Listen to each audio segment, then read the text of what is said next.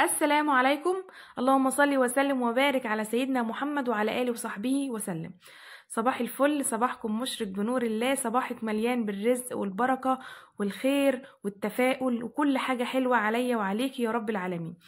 النهاردة هنعمل أكلة سمك كده حلوة. تشكيلة كده بسيطة من السمك. هعمل مقلي وهعمل مشوي. المقلي ده هيكون اللي هو السردينة الصغيرة دي، مش عارفة تعرفوها ولا لأ. زي السردين برضو، زي اللي هو البسارية الصغيرة، بس ده كبير شوية واسمه باين سردين يعني. بس دي الصغيرة خالص. بص انا كنت بقربها منك بوريكي عينها كويسة ازاي، طول ما عين السمكة فاتحة كده ومش مش مغيمة. يعني ما فيهاش يعني مش مغيمه تبقى كويسه وما فيهاش حاجه، لكن لو مغيمه تبقى السمكه دي مش كويسه وبقالها كتير عند الراجل او البايع. انا كده غسلته وصفيته كويس في المصفى دي، حطيت عليه رشه ملح، رشه شطه وكمون، وعصرت عليه الليمونه وسبته كده على جنب، وحطيت عليه حوالي 5-6 فصوص توم كده مهروسين. دي التتبيله بتاعت السمك الصغير ده، تتبيلته للقلي. يعني السمك الصغير ده ما بتنضفش، يعني انت مش هتعرفي تنضفيه، فهو بيتقلي بحاله كده، ما فيهوش اي حاجه وما فيهوش زفاره ولا اي حاجه. ما تقلقيش منه، بس اهم حاجه تغسليه كويس، تشطفيه كويس كده، وتحطيه في ميه كتير وتنشليه كده من الميه وتشطفيه زي يعني كذلك الامر كذا مره، فاهماني؟ بس يا ستي، وحطيت عليه معلقتين خل، يعني حطيت ملح وكمون وشطه وليمون وخل وثوم، بس كده. مش هتعملي حاجه كده اكتر من كده. وهتسيبيه بقى في التتبيله كده في مصفى عشان ينزل ميته كلها، وهتركنيه على جنب لحد ما نخلص. بص ما شاء الله عينه رايقه خالص وكويس وكان طازه وريحته زي الفل.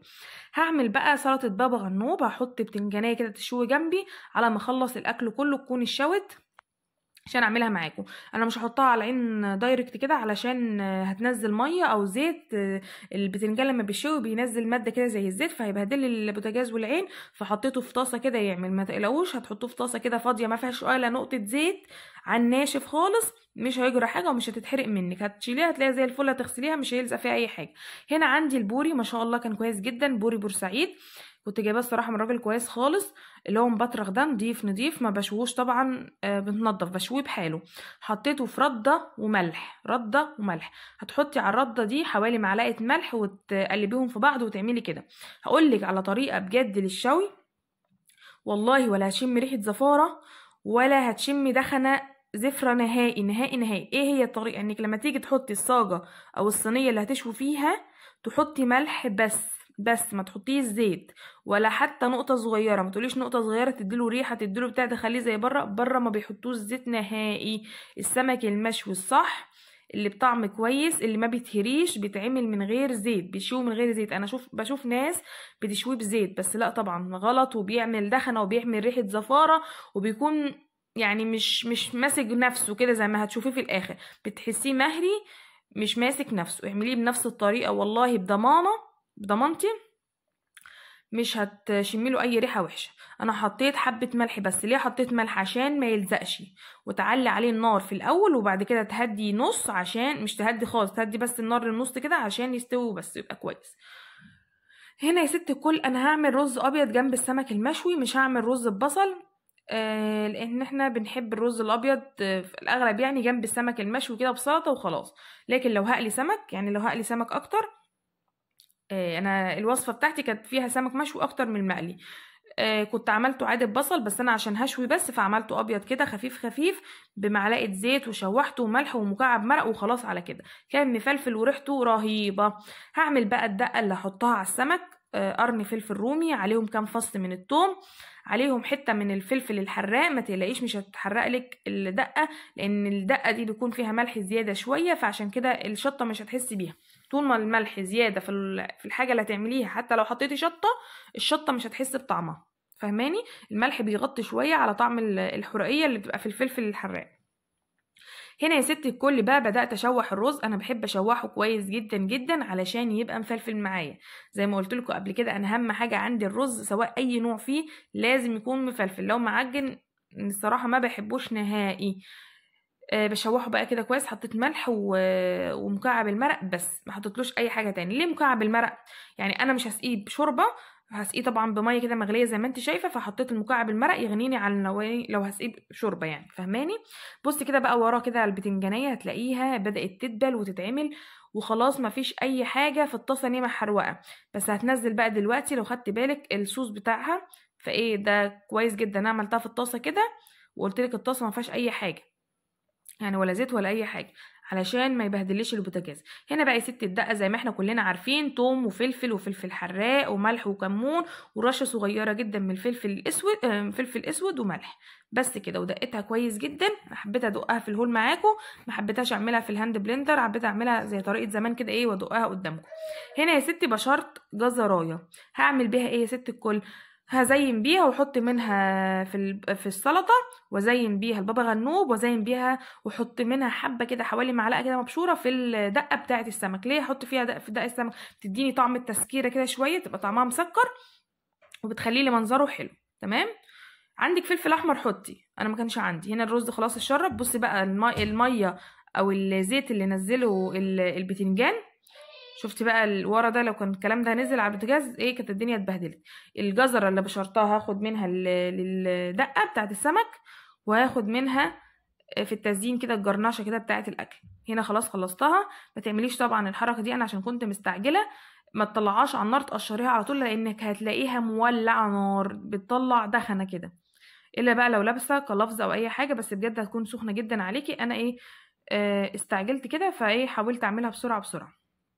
لو متعوده ماشي، بس حاولت بقى كده اقشرها. بصي بتتقشر معايا بسرعه جدا. وعلى فكره طول ما هي برضو سخنه تلاقيها بتتقشر بسرعه. عارفه لو بردت بتلاقي القشر لزق في اللحمه بتاعه البتنجان اهي، هي طالعه كده زي الفل معايا. هبدا بقى اهرسها كده وايه، واحط لها معلقه من الخل علشان تفتح لي لون البتنجانيه. هتشوفي اللون دلوقتي هيختلف ازاي لما احط عليها معلقه الخل. والدقه اللي احنا عملناها هنحتاج منها معلقه كده كبيره على البتنجانيه الحلوه دي، هتخلي لي طعمها فله. هنا قطعت، مش عارفه الكاميرا وقفت، قطعت شبت، نص ربطه شبت ونص ربطه كزبره، يعني عودين عودين كده، وحتتين من الفلفل الحراق حلقات، مش هتخليها حراقه ولا حاجه.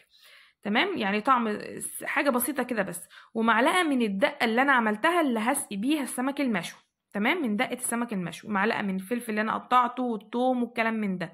كده كده سلطه البتنجان بتحط عليها ثوم، بتحط عليها فلفل مهروس، وبتحط عليها خل وليمون. فانا خدت معلقه من الدقه الجاهزه دي، وحطيت عصره ليمونه زياده عليها، وقلبت كله في بعضه. طبعا رشيت حبه ملح تاني عشان تظبط لي الاحياء، ورشيت حبه كمون. البتنجان اللي بالطحينه ده بيحب الكمون. وحطيت حوالي 3 4 معالق طحينه. وطبعا زودت كده ميه عشان افك الطحينه بيها، عشان تبقى مش تقيله معايا قوي، زي ما انت شايفه كده ايه، واحده واحده. يعني خلي سمكها زي ما انت حابه، بس السمك الكويس في المعقول، ليه ولا تقيله قوي ولا خفيفه قوي، زي ما انا بوريكي كده.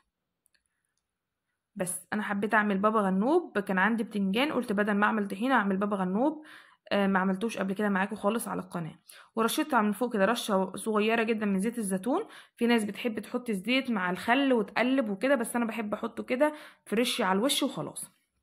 هنا يا ست الكل خلاص كنت خلصت السمك الشوى، والرز خلاص اتشرب، وخلصت البابا غنوج. قلت بقى ايه، هقلي بقى السمك الصغير ده، السردين ده الصغنون.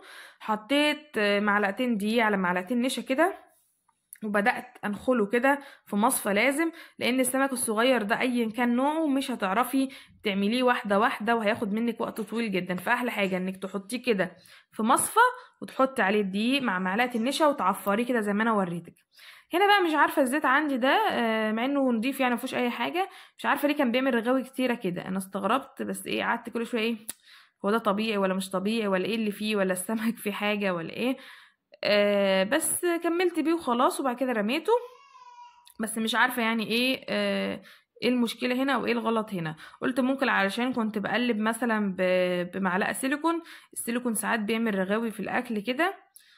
بس معرفش، اللي يعرف يبقى يقولي. هنا كان خلاص الملح كان السمك الشوى، طلعته ورشيت عليه معلقه من الملح. برضو هتقولي لي ده كده هيبقى حادق قوي، اقول لك لا، طول ما انت بتحطي الملح كده على الناشف من بره السمك المشوي بيديلي تطعيمه للسبيخه من جوه بجد رهيبه، لان انت ولا بتفتحيه ولا بتحشيه اي حاجه من جوه، هو مقفول بحاله. والسمك المشوي اغلبنا بيحب يشويه بحاله ببطنه، يعني من غير ما ينضفه بالذات لو بورسعيدي او سمك نيلي، يعني حاجه نظيفه مش مزارع. فتحطي له كده ملح في الشوى، وملح بعد ما تطلعيه كده وترشي عليه، واهم حاجه وهو سخن سخن من على النار او ما تشيليه من على النار، رش عليه الدقه وهو سخن عشان يعمل لك عازل ما بين اللحم والقشر والشال معاكي بسرعه وانتوا بتاكلوه وتنضفوه. هنا كنا خلاص خلصنا السردينه قليت اهو. الجمبري زي الجمبري بالظبط، زي جمبري الغلابه ده. وخلصت السلطه وخلصت البابا غنوج. كان طعمه كويس جدا، والبوري كان خطير خطير بجد. جربوا الشوي الطريقه الجديده دي هتعجبكم، ويا رب يكون الفيديو عجبكم. ما تنسوش اللايك والاشتراك، وتعلقوا لي بكومنت حلو. ولو اول مره تشوفيني، انا نور العياط. وهنا كنت خلاص خلصت الغدا، خلصت البوري والبقولتي والسردين الصغير. والسلام عليكم ورحمه الله وبركاته.